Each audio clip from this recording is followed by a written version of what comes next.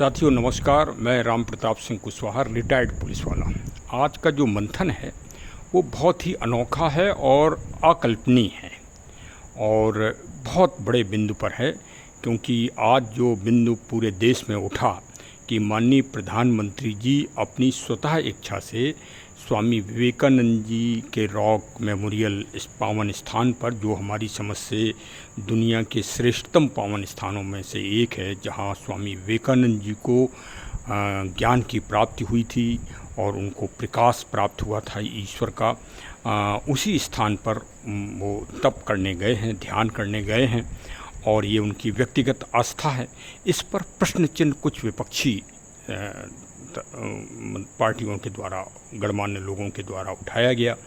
वास्तव में इस पर स्वामी विवेकानंद जी पर और व्यक्तिगत जप और तप और आस्था पर राजनीति नहीं होना चाहिए। ये एक क्षुद्र और संकीर्ण राजनीति की का एक बिंदु है और इसकी भर्त्सना होना चाहिए। ये निंदनीय कृत्य है और उसी पर मंथन किया श्री रामचरितमानस में कि आखिर राजा मनु और शत्रुपा को ब्रह्म के रूप में पुत्र, मतलब मनु और शत्रुपा आगे चल के राजा दशरथ और माता कौशल्या के रूप में आते हैं स्मृतुलोक में, और उनको पुत्र के रूप में, ब्रह्म के रूप में भगवान प्रभु श्री राम जी, रामलला जी मिलते हैं। और वहीं दूसरे उसी समकक्ष में राजा सत्यकेतु, जो प्रताप भान का पिता है, मतलब अच्छा राजा है, और वो भी तप करने गया है दंडकारण्य वन में। और मनु शत्रुपा गए थे नैमिष में अपना तप करने। नैमिष मतलब जहाँ सबसे पहला तीर्थ चक्र तीर्थ है जो। तो सत्यकेतु के वंश में रावण और कुंभकर्ण क्यों पैदा हुए, इस पर अगर आप, ये एकदम नई चीज़ है और इस पे ज़रूर मंथन करिए और आप लोग भी मंथन में शामिल होइए और इसको समझिए कि वास्तव में पूजा और तप में स्थान का बड़ा महत्व है और स्थान में, जिस स्थान में आप पूजा करेंगे वहाँ गुण तत्व के आधार पर आपको फलश्रुति प्राप्त होगी। तो आज पूरी भारत, क्या पूरे विश्व की राजनीति के केंद्र बिंदु माननीय प्रधानमंत्री जी हैं और माननीय प्रधानमंत्री जी को हटा के व्यक्ति विशेष पे बात करें तो भारत का संविधान ने हमें पूरे अधिकार दिए हैं, तो भाई प्रश्न नहीं उठना चाहिए। संविधान जहाँ है तो संविधान सर्वोपरि है। तो लेकिन फिर भी तो भाई अब आपके दृष्टिकोण से ये निंदक कार्य है, निंदनीय कार्य है कि भाई एक ठीक कार्य है। इस पे मंथन ब्लॉग सुनिए और कमेंट के द्वारा बताइए। धन्यवाद। सबसे पहले तो भाई ब्लॉग शुरू करने से पहले माननीय श्री कबीर दास जी को सुन लीजिए। कबीरा खड़ा बाजार में सबकी मांगे खैर, ना काहू से दोस्ती ना काहू से बैर। अब आज का ब्लॉग सुनिए। आज का ब्लॉग बिल्कुल करंट अफेयर्स के ऊपर है, सामयिक घटना के ऊपर, जो आज की तारीख की सबसे चर्चित और सबसे महत्वपूर्ण घटना है और इस पे बोलना भी आवश्यक था। साथियों नमस्कार, मैं राम प्रताप सिंह कुशवाहा। आज हमारे चैनल ज्ञान एंड नॉलेज की शाखा मंथन में आप सबका प्रोग्राम है और आज जो मंथन का विषय है वो बहुत ही महत्वपूर्ण है और पूरी भारत की राजनीति को प्रभावित करने वाला है। इसलिए क्योंकि सारे समाचार पत्र, जितने भी राष्ट्रीय चैनल हैं, उसमें वो प्रमुख समाचार हैं और प्रमुख समाचार के साथ चर्चा और परिचर्चा चारों तरफ चल रही है, गली गली में। और चलिए तो उसी पे आज परिचर्चा मैंने कहा कि महत्वपूर्ण विषय पर ही की जाए, जिससे सभी लोग, आप लोग भी आनंद लें और अपने अपने विचार भी कमेंट सेक्शन के द्वारा प्रदान करें। वैसे तो सीधा सीधा है कि भारत सरकार के मुखिया माननीय प्रधानमंत्री श्री नरेंद्र दामोदर दास मोदी जी श्री विवेकानंद रॉक मेमोरियल जो बना हुआ है समुद्र के किनारे, पावन तीर्थ है, वहाँ पर तप और तपस्या करने चले गए हैं।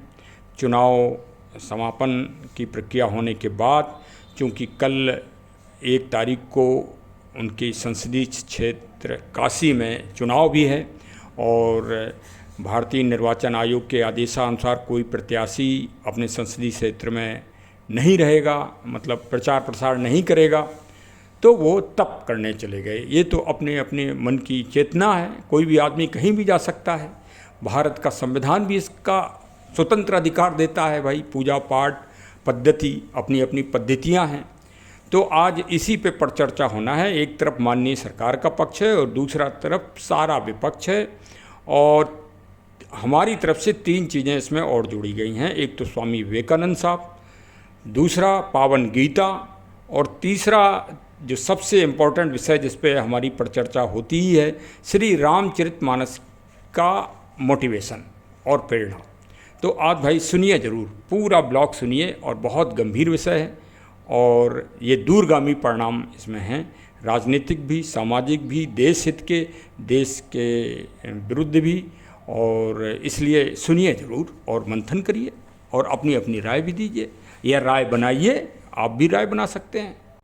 देखिए भाई, सबसे पहली बात तो कि कोई भी व्यक्ति भारत का वो कहीं भी जा सकता है, चाहे अस्पताल में एडमिट भी हो सकता है स्वास्थ्य लाभ के लिए, और स्वतंत्र है, मतलब वो देवी शक्तियों के द्वारा भी और भारत के संविधान के द्वारा भी। तो अगर माननीय प्रधानमंत्री जी वहाँ गए रॉक गार्डन, मतलब स्वामी विवेकानंद जी की तपस्थली पर, तो इसमें कोई बुराई नहीं है, ये तो एक बहुत अच्छी बात है। इससे पूज्य स्वामी विवेकानंद जी से हम लोग प्रेरणा लेते हैं, भारत का सारा यूथ प्रेरणा लेता है, बच्चे प्रेरणा लेते हैं, हमारे जो बड़े लोग रहे हैं वो भी प्रेरणा लेते हैं। तो वो तो सबसे बड़े प्रेरणा स्रोत भारत के आइकॉन हैं ही, इसमें क्या जवाब है, इसमें तो कोई राजनीति नहीं होना चाहिए। अच्छा, अब चलिए विपक्ष की बात आ गई, तो विपक्ष में कोई एक आदमी तो है नहीं, 10 मतलब चना जो है, एक चना बाजे घना, तो वो कहावत है कि हर पार्टी का मोर्चाबंद का आदमी अपना अपना शेर है अपने अपने क्षेत्र में। तो चलिए, लेकिन फिर भी चर्चा करेंगे, हम सीधे आ जाते हैं स्वामी विवेकानंद जी पे बाद में आएंगे, पहले गीता पे आ जाते हैं। गीता का एक छोटा संदेश, दूसरा तीसरा जो है वो है कि दुर्योधन शंख बजाता है, शंख बजा के मतलब युद्ध, महायुद्ध की घोषणा करता है। तो वो तो भाई पहला चरण जब हुआ था तब चुनाव की घोषणा हो ही गई थी। इसके बाद आप गीता को अगर ध्यान से पढ़िए तो दुर्योधन से संदेश देता है अपनी सेनाओं का, और पांडवों की सेनाओं का, सेना के महारथियों का सबसे पहले परिचय कराता है। अपनी सेना के महारथियों का परिचय बाद में कराता है, सबसे पहले पांडवों की सेना का परिचय कराता है एक सिरे से सभी। और अपनी सेना के जब का परिचय कराता है तो वो कहता है कि हमारी सेना गुरु द्रोण के नेतृत्व में तैयार हो गई है, बिल्कुल उसके ये महारथी हैं। 7 महारथियों का वो अपने नाम बताता है। 7 महारथी मतलब जैसे 7 राजनीतिक पार्टियां हों देश की, और उनके सबके एक एक मुखिया हों, सब मिल गए हों भाई। इसी तरह से है, अब लोकसभा का चुनाव अगर देखा जाए तो जो राष्ट्रीय लेवल पे है, स्टेट लेवल पे तो बात अलग है, लेकिन राष्ट्रीय लेवल पे तो भाई पक्ष और विपक्ष सब मतलब 2 ही हो जाते हैं एक तरह से, जो अपना अपना ग्रुप बना लेते हैं और फिर लड़ते हैं। तो वो तो अब पिछले बार भी ऐसे ही हुआ था, इस बार भी वैसे ही हुआ। तो दुर्योधन अपनी सेना का परिचय देते हुए कह रहा है कि जो महारथी हैं वो पूरी तरह से युद्ध में तैयार हैं, और उनका सबसे पहला उद्देश्य ये है कि जो हमारे सेना के महानायक हैं भीष्म पितामह, हम सबको मिलके पहले उनकी रक्षा करना है, अपने महानायक की। मतलब युद्ध को जीतना नहीं है ना, अपनी अपनी श्रेष्ठता सिद्ध करके भीष्म पितामह के प्रति वफादारी रखना है और उनकी रक्षा करना है, और उनको युद्ध के बीचों बीच रखना है, जिससे वो नेतृत्व करने में प्रवीण रहें और नेतृत्व कर सकें। गीता का रहस्य समझ में आया आपको, और विपक्ष की स्थिति समझ में आ गई। तो उसी तरह से एक तरफ तो भाई अब अपना अपना विचार है, विचारधारा है, भारत में अलग अलग विचारधाराएं हैं। एक तरफ तो पांडवों की तरफ से अर्जुन अकेला पूरी व्यूह रचना बनाता है, पूरा युद्ध करता है। तो चाहे उनको माननीय प्रधानमंत्री श्री नरेंद्र मोदी जी को कह लीजिए वर्तमान समय में, या और जिसको आप अपने विचार के अनुसार कह सकते हैं, तो सारी सत्ता और सारी व्यूह रचना उसी के इर्द गिर्द घूमती है और उसी के विचार से काम करती है। एक तरफ तो ये है, और एक तरफ ये 7 महारथी हैं कौरवों वाले, ये अपनी अपनी विचारधारा से अपने महानायक की रक्षा करते हैं। अब इनकी विपक्ष में महानायक कौन है, ये आप लोग देखो भाई। आप लोग विद्वान हो, हम विद्वान तो हैं नहीं, हम तो रिटायर्ड पुलिस वाले हैं। तो कुल मिला के निष्कर्ष ये है कि कौरवों के सेना नायकों का सबसे बड़ा फोकस ये इस बात पे था कि वीरता अपनी अपनी दिखाओ। किसको? दुर्योधन को खुश करना है। जीतना नहीं है पांडवों से, वो तो अलग विषय है। वो तो दुर्योधन जीते या हारे वो तो अलग बात है, लेकिन हमें अपनी योग्यता दुर्योधन के प्रति वफादारी सिद्ध करना है बस। और पांडवों का उद्देश्य ये था कि हमें अब धर्म विजय करना है और जीतना है, बस इतना ही अंतर था कौरवों और पांडवों में। तो चलिए भाई, अब ये तो लड़ाई चलती रहती है, लोकतंत्र है, लोकतंत्र ने सबको स्वतंत्र अधिकार दिया है और ये बहुत अच्छी व्यवस्था है, दुनिया की श्रेष्ठतम व्यवस्था है। इसमें प्रत्येक आदमी को स्वतंत्र अधिकार प्राप्त है। अब हम आ जाते हैं श्री रामचरितमानस पे, और फिर रामचरितमानस जी के बाद आ जाएंगे श्री विवेकानंद जी पर। एक क्रम से सुनिए, तब आपको आनंद आएगा और रहस्य भी समझ में आएगा कि हम आपको कहाँ ले जा रहे हैं और हमारा भाव क्या है और इसमें मोटिवेशन क्या छिपा हुआ है, इसको देखिए। क्योंकि बात यही थोड़ी है कि वो प्रधानमंत्री जी तप करने चले गए, तपस्या करने चले गए तो एक साधारण घटना है। नहीं नहीं, साधारण घटना नहीं है। अरे नहीं, पिछली बार भी चुनाव में रुद्र गुफा में गए थे माननीय प्रधानमंत्री जी और 72 घंटे वहाँ तपस्या की थी, तब भी विपक्ष ने मार हंगामा किया था। और इस बार भी बहुत तगड़ा हंगामा चल रहा है। चुनाव आयोग, माननीय सर्वोच्च न्यायालय साहब को जो है एकदम माठा किया जा रहा है, हाँ, कि कैसे चले गए और कैसे तप कर रहे हैं। तो भाई कल के दिन आप भी तो जाओगे पूजा करने कहीं ना कहीं, और कोई विपक्षी आपका ऐसे ही होगा, हो सकता है गांव प्रधानी का ही आप चुनाव लड़ो, तो भाई वो तो नज़ीर बनती है ना।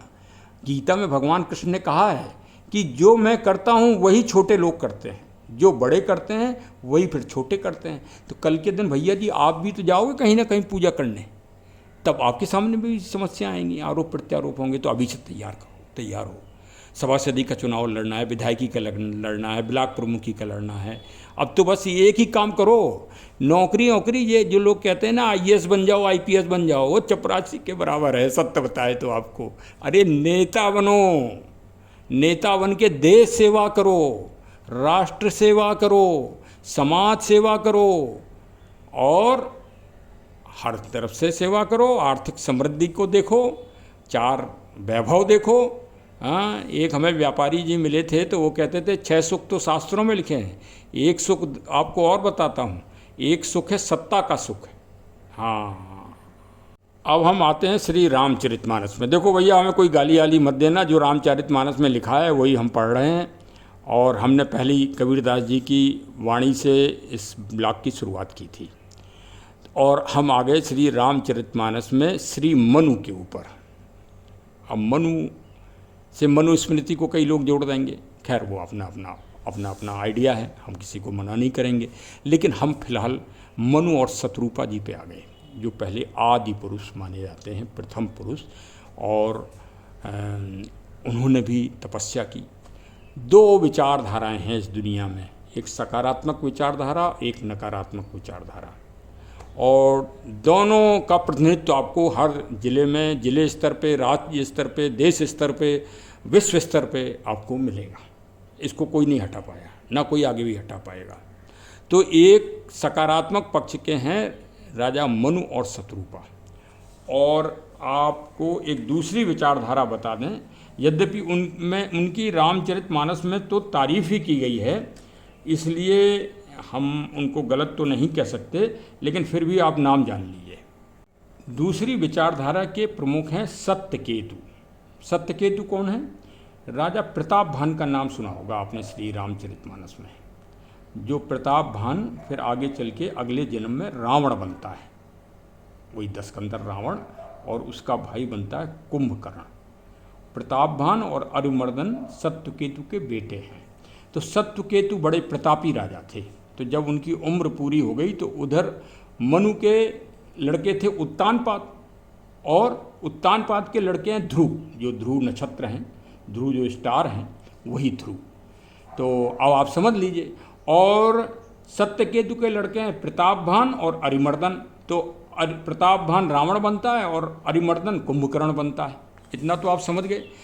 दोनों लोग गए थे, मनु भी गए पूजा पाठ करने, तप करने, जैसे नरेंद्र मोदी साहब गए हैं, वैसे ही सत्यकेतु गए पूजा करने, जंगल में गए। उस टाइम जंगल में लोग जाया करते थे पूजा करने।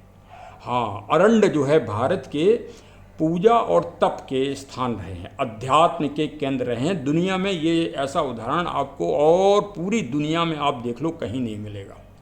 जंगलों में अत्याचार ही मिलेगा, किसी भी विदेश के आप जंगलों को देखिए, लेकिन भारत के जंगलों में ज्ञान पैदा हुआ, भारत के जंगलों में अध्यात्म पैदा हुआ, भारत के जंगलों में ऋषि मुनि तपस्वी पैदा हुए समय समय पर। तो खैर मनु और शत्रुपा भी गए और वहाँ सत्यकेतु गए। तो मनु और शत्रुपा अयोध्या के राजा थे, तो ये अयोध्या से आगे नैमिषारण्य, सुनते चलिए बड़ी गहराई से देखिए भाई। हाँ, हम बहुत मेहनत करते हैं, हाँ ध्यान से सुनिए, बहुत रहस्य हम बता रहे हैं, और हमें कोई किसी से लेना देना नहीं, हम निष्पक्ष बोलते हैं, ना काहू से दोस्ती ना काहू से दुश्मनी अपनी। अब तो भाई जो सही है वो बोलेंगे, और रामचरितमानस को के मोटिवेशन से ही हम बोलते हैं। ये भी आपको पूरे भारत में एक ऐसा चैनल मिलेगा जो रामचरितमानस को आधार बनाकर और मोटिवेशन और प्रेरणात्मक रूप से हम टिप्पणी करते हैं विशेष विषयों पर। तो अब भाई ये विशेष विषय है, तो इस पर जरूर हमने कहा कि समीक्षा की जाए। तो मनु और शत्रुपा तो गए नैमिषारण्य। नैमिषारण्य जो जगह सीतापुर जनपद में है, जहाँ पर सारे ऋषियों ने भागवत तपस्या की थी, 88,000 ऋषियों ने, जो बहुत ही पावन और शुद्ध जगह है। और सत्यकेतु गए दंडक वन में। दंडक वन वही जहाँ से सीता जी का अपहरण हुआ था, हाँ वही दंडक वन। तो समझ लीजिए कि स्थान का कितना महत्व है, स्थान का ही महत्व है तप में। तो पिछली बार तो माननीय प्रधानमंत्री गए रुद्र केदारनाथ जी, तो आपने 5 साल देख लिया उनका प्रचंड यश, प्रचंड पराक्रम पूरी दुनिया में फैल गया। 2014 में तो भारत में ही उनका यश था, लेकिन 2019 के बाद जो उनका यश फैला और वैभव फैला और पराक्रम फैला, और पूरे देश का फैला, उनका क्या फैला, वो पूरे विश्व में फैल गया। और G20 में उसका फल मिला देखने के लिए। G20 जब भारत मंडपम में हुआ तो वो फल है, हर चीज़ का जो आप काम करोगे उसका फल मिलेगा। अब वो अच्छा काम करोगे तो मीठा फल मिलेगा, और नहीं तो विषैले फल, दो फल होते हैं जंगलों में, हाँ तो विषैला मिलेगा, फल तो जरूर मिलेगा। तो सत्यकेतु गया दंडका वन में। तो दंडका वन का फल उसको प्राप्त हुआ कि उसका लड़का हुआ प्रतापवान, जो बना आगे चल के रावण, दशकंदर रावण। तो बस जगह का अंतर है भाई। अब स्वामी विवेकानंद जी को आप चैलेंज तो नहीं कर सकते, भारत का कोई व्यक्ति, क्या दुनिया का कोई व्यक्ति नहीं कर सकता, कि शिकागो पार्लियामेंट, रिलीजियस पार्लियामेंट में उन्होंने भारत की और हिंदू और सनातन की व्यवस्था को नहीं रखा ही, लेकिन उन्होंने दुनिया के सामने मानवता का, ह्यूमैनिटी का संदेश दिया, जो उस पूरे वक्ताओं में किसी ने नहीं दिया था। उन्होंने शांति का संदेश दिया, उन्होंने वसुधैव कुटुंबकम का संदेश दिया, और उन्होंने भारत की महान संस्कृति, बंधुत्व की संस्कृति को सामने रखा। वही संस्कृति की आज पूरी दुनिया को आवश्यकता है, और अगर उस संस्कृति पे नहीं चलोगे तो प्रथम विश्व युद्ध और सेकंड विश्व युद्ध के तो देख ही लिया। कोई ये कहे कि इंग्लैंड जीत गया, अगर कोई ये कहता है तो मेरे सामने उसे ला दो। इंग्लैंड जीता है भारतीय सेनाओं के, भारतीय जवानों की सेनाओं की वजह से, नहीं तो जब तक भारतीय सेनाएं प्रथम विश्व युद्ध और सेकंड विश्व युद्ध में शामिल नहीं हुई गांधी जी के कहने पर, उससे पहले वो लगातार धुरी देशों से हार रहा था। इतिहास को उठा के देख लें। तो स्वामी विवेकानंद जी ने वो प्लेटफॉर्म तैयार किया जिसमें पूज्य महात्मा गांधी जी ने दौड़ लगाई, असहयोग आंदोलन, ये आंदोलन, वो आंदोलन, क्योंकि उन्होंने पहले देश में जन जागृति स्वामी विवेकानंद जी ने पैदा कर दी थी कि भारत एक देश है और हम भारतीय हैं, और हमारा एक धर्म है और हमारा एक संगठन है, और हम भारतीय स्वाभिमानता रखते हैं, और ये हमारा देश है। पहली बार किसी व्यक्ति ने बोला था। देखिए, प्रसंग के दौरान श्री रामचरितमानस हमारे सामने आ गई है, जिसमें लिखा हुआ है, स्वयंभू मनुवर शतरूपा जिनतें भय नर सृष्ट अनूपा दंपति धर्म आचरण नीका अजों गांव श्रुत जिनके लीका। नृप उत्तान पाद सुत तासु, ध्रुव हरि भगत भयउ सुत जासु। मतलब नाती थे ध्रुव, लघु सुत नाम प्रिय व्रत ताही, वेद पुराण प्रशंसय जाई। बरबस राज सुतहि तब दीना, नार समेत गवन बन कीना। तीरथ बर नैमिष विख्याता, अति पुनीत साधक सिद्धिदाता। तो नैमिष में मनु जी को क्या हुआ? एक तो ब्रह्म के दर्शन हुए, ब्रह्मा विष्णु महेश के दर्शन तो हुए, साथ में ब्रह्म के भी दर्शन हुए। और ब्रह्म ने कहा कि हम पुत्रवत रूप में आपके से जन्म लेंगे, वही राम बने। ये अभी कुछ दिन पहले एक हमारे मुस्लिम स्कॉलर साहब हैं, उनने भी कहा था कि हम मनु के ब्रह्म को हम वो करना चाहते हैं, हम मानते हैं ब्रह्म, जो मनु के ब्रह्म हैं हम उनको मानते हैं। तो अगर आप ध्यान दें तो वही तो ब्रह्म राम होकर आए हैं इस पृथ्वी पे, और वही श्री राम लला जी हैं अयोध्या में। ये पिछला विवरण तो हमने आपको मनु का बता दिया श्री रामचरितमानस जी को देख के। अब आगे हम सत्यकेतु का बताते हैं। ये देखिए जो श्री रामचरितमानस में लिखा है, सुन मुन कथा पुनीत पुरानी, जो गिरिजा प्रतिशंभु बखानी। विश्व विदित एक केकय देशु, सत्य केतु तह बसय नरेशु। धर्म धुरंधर नीति निधाना, तेज प्रतापशील बलवाना। मैंने कहा था ना कि सत्य केतु में कोई कमी नहीं थी। सत्य केतु तो बहुत ही प्रतापी थे, लेकिन गए वो पूजा करने दंडकावन में, और दंडकावन का असर वो हुआ कि फिर आगे उनके वंश में रावण और कुंभकर्ण पैदा हुआ। भाई भाई परम समीति, सकल दोष छल बर जित प्रीति। जैठे सुतहि राज नृप दीना, हर हित आप गवन बन कीन्हा।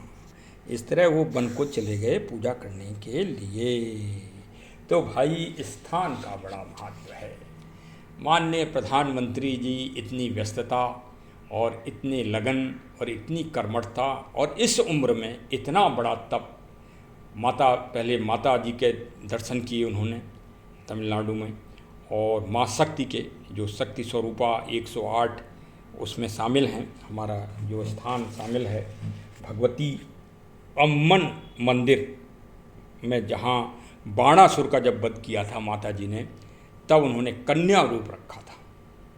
वही कन्या स्वरूप हैं अम्मन देवी मंदिर। तो वहाँ गए और वहाँ से फिर अब तब में बैठ गए हैं। और भाई 1 तारीख को काशी में चुनाव है, बनारस में, जो दुनिया की सबसे प्राचीनतम नगरी है, जहाँ भोलेनाथ विश्वनाथ जी मौजूद हैं माँ शक्ति के साथ। तो भाई सबको मतदान करना है, मतदान करिए। भारत का निर्वाचन आयोग इस बात के लिए कृतसंकल्पित है कि आपकी सुरक्षा, आपकी व्यवस्था में वो पूरी तरह से तत्पर है। और सब लोग, जैसी प्रचंड गर्मी पड़ रही है वैसी प्रचंड रूप से मतदान करके जिसको भी आपको देना हो वोट, वो तो आप स्वतंत्र हैं। जिस विचारधारा जो आपको अच्छी लगे उसको आप जिताइए।